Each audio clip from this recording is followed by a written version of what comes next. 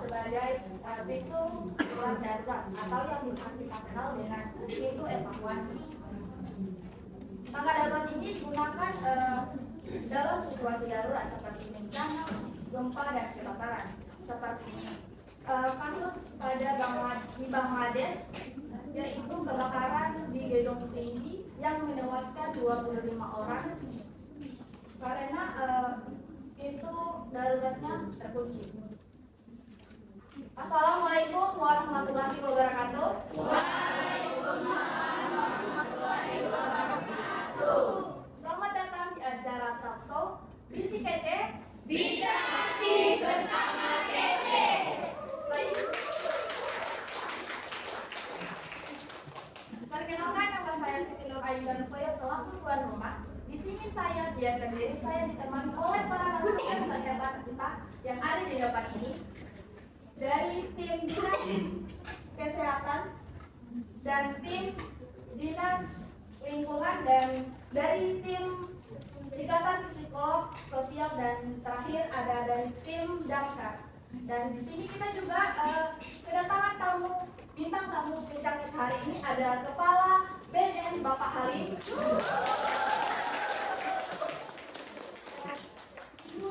Dan kita ini sangat cantik ini Ibu Aulia. Dan tanpa pula kita juga kedatangan alumni kandidat kita Ibu Anin. Nah, dan bicara mengenai masalah ini sangat cocok dengan judul kita hari ini, yaitu menganalisis masalah evakuasi jalur yang tidak sesuai dan kecelakaan, tangga darurat, penyalahgunaan massa. Menurut Hairul secara umum, kesehatan itu sangat erat hubungannya dengan faktor perilaku, faktor lingkungan, pelayanan kesehatan, dan demografi. Setelah itu kita akan mendengar beberapa pandangan dari Dinas Kesehatan mengenai jalur evakuasi dari empat faktor tersebut. Dari tim Dinas Lingkungan, jadi kalau kita mau berbicara tentang faktor lingkungan ya, memang ada beberapa hal yang perlu kita perhatikan. Nah, yang pertama itu adalah desain dan material, di mana tangga darurat ini harus dilengkapi dengan ide yang terbuat dari bahan yang tahan api. Kenapa? Karena itu bertujuan untuk menjaga area tangga darurat agar tidak terkena lembatan api dan untuk mencegah masuknya asap yang akan mengganggu pernapasan. Dan kemudian pintu darurat ini pun dia harus dilapisi dengan cat warna merah. Nah, kenapa warna merah? Karena nilai itu melambangkan emergency supaya orang-orang juga tahu kalau itu pintu darurat. Begitu. Dan pintu darurat itu dia tidak bisa asal-asal dibuat. Dan pintu darurat ini dia tidak boleh berbentuk vertikal. Lalu yang kedua ada kemajuan teknologi, di mana pintu darurat ini dia harus dilengkapi dengan sistem deteksi kebakaran dan juga alarm yang akan terhubung pada tangga darurat agar penggunaannya lebih efisien dalam situasi darurat. Kemudian pemasangan dan pemeliharaan tangga darurat, di mana tangga darurat ini dia harus mudah diakses dan juga kita harus melakukan pemeriksaan untuk memastikan bahwa tangga darurat ini dalam kondisi yang baik. Dan kami dari Dinas Lingkungan juga salah satu faktor yang perlu diperhatikan yaitu letak, ukuran, dan keselamatan. Nah, pertama itu letak. Dari letak itu tangga darurat harus memiliki letak yang strategis sehingga dapat dijangkau oleh pengguna dengan mudah.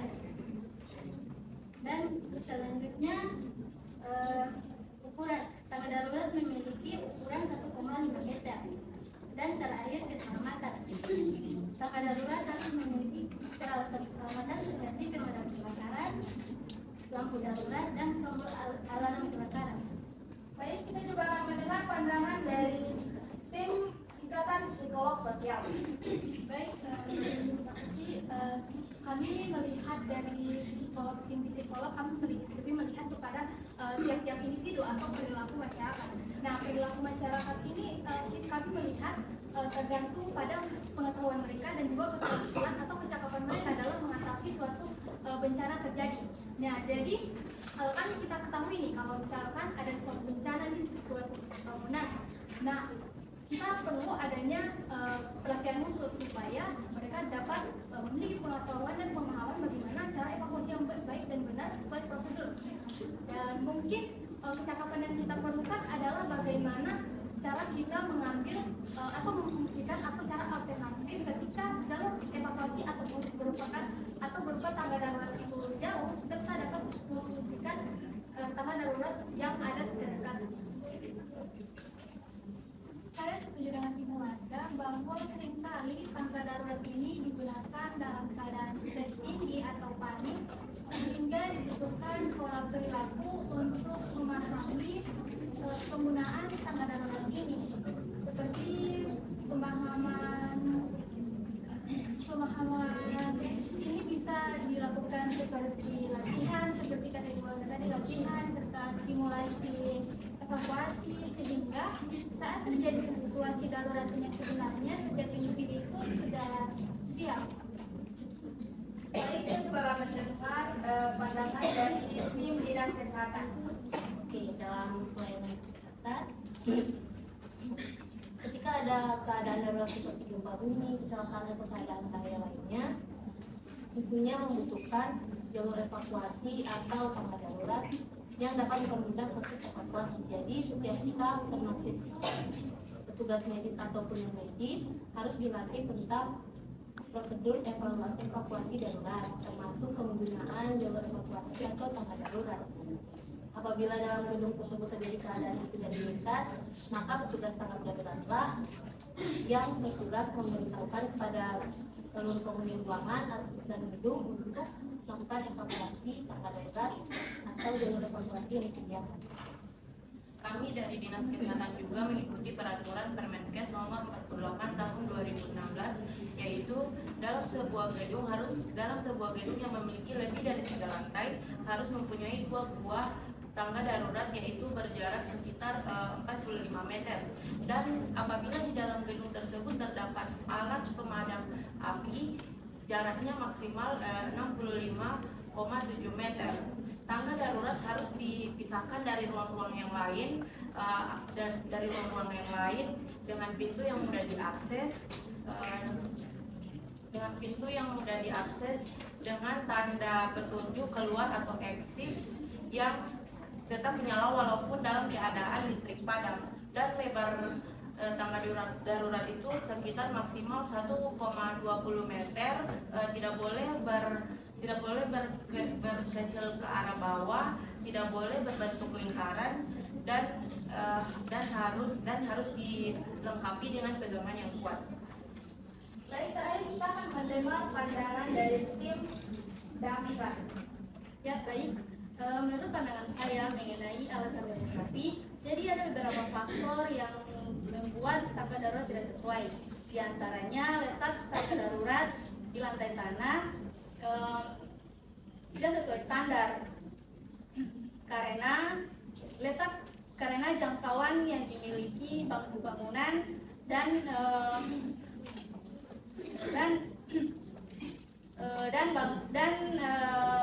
ada sisi samping bangunan yang tidak terdapat tangga darurat tersebut. Berikut dimensi tangga darurat yang tidak sesuai standar, yang tidak memenuhi standar minimal 120 cm, sedangkan pada bangunan tertentu hanya memiliki 95 sampai 105 cm. Akibatnya tangga darurat hanya dapat diakses satu per satu orang dan evakuasinya menjadi lambat. Mungkin saya sependapat dengan narasumber sebelumnya. Saya akan menambahkan tangga darurat yang tidak sesuai dengan lebar anak tangga bisa memberikan risiko seseorang akan terjatuh. Seluruh kemiringan tangga darurat pada bangunan tersebut tidak sesuai dengan standar. Nah, berarti kemiringan anak tangga harus berkisar 60 sampai 65 cm. Baik, dari tim yang sudah memberikan pandangan, saya ucapkan terima kasih. Nah, setelah kita mendengar beberapa pandangan dari ketiga tim kita ini, kita sudah dapat membandingkan 3 masalah yang akan menjadi prioritas masalah kita menurut teori Haltung. Saya penasaran nih bagaimana pendapat dari Kepala BNN Bapak Halim mengenai dari ketiga masalah tersebut mana yang akan Bapak pilih menjadi sebuah prioritas masalah. Kalau menurut saya begini, yang lebih prioritas itu yaitu penggunaan nafsa, penyalahan penggunaan nafsa. Kenapa Pak? Karena penyalahan penggunaan nafsa yaitu masalahnya berdampak besar seperti kesehatan, sosial, ekonomi, dan keamanan masyarakat, serta penanganan kompleks dalam penanganannya. Baik, menurut Ibu ahli kajian kita, menurut Ibu dari ketiga masalah tersebut mana yang menjadi prioritas masalah? Dari saya sendiri yang lebih prioritaskan dari ketiga masalah ini adalah jalur evakuasi yang tidak sesuai. Dari Ibu Dok, Karena jika jalur evakuasi tersebut tidak sesuai, maka akan menimbulkan korban jiwa tentunya, dan juga akan lebih berisiko tinggi bagi orang-orang yang akan melakukan evakuasi jika terjadi keadaan darurat. dari Ibu Dokter sendiri, menurut Ibu prioritas masalah? Saya sendiri kurang setuju dengan pendapat dari kami. Saya lebih mendukung pendapat dari Bapak Halim. Karena dilihat dari dampak nafsa itu sendiri, nafsa dapat membuat tubuh mengalami gangguan pada jantung. Nafsa dapat membuat tubuh mengalami gangguan pada jantung dan yang mengakibatkan infeksi pada otot jantung dan membuat pada darah serta membuat tubuh mengalami kejang-kejang halusinasi sehingga pernafasan tidak bisa dikendalikan. Baik, dilihat dari ketiga bintang tamu kita ini memberikan pandangannya tentang prioritas masalah dan ketiga masalah ini sepertinya bisa dilihat dari menggunakan teori USG, yaitu metode teori untuk menyusun urutan prioritas isu yang diselesaikan. Dan bisa saya dapat simpulkan bahwa yang menjadi prioritas masalah adalah penyalahgunaan narkoba. Nah, solusi pertama yang kita dapat lakukan yaitu memberikan edukasi, kesadaran, dan keperhatian dari keluarga itu sangat penting. Baik, terima kasih kepada narasumber dan bintang tamu spesial kita yang sangat berbahagia hari ini, dan para penonton yang sudah menyimak beberapa pandangan dari narasumber kita. Untuk menutupi acara talkshow ini, saya tutup dengan sebuah pantun. Di luar seperti kolam, ikan baus pandai menyelam. Jaga. Dari lubuk hati yang paling dalam, saya tutup. Bisik kece dengan salam. Wassalamualaikum warahmatullahi wabarakatuh.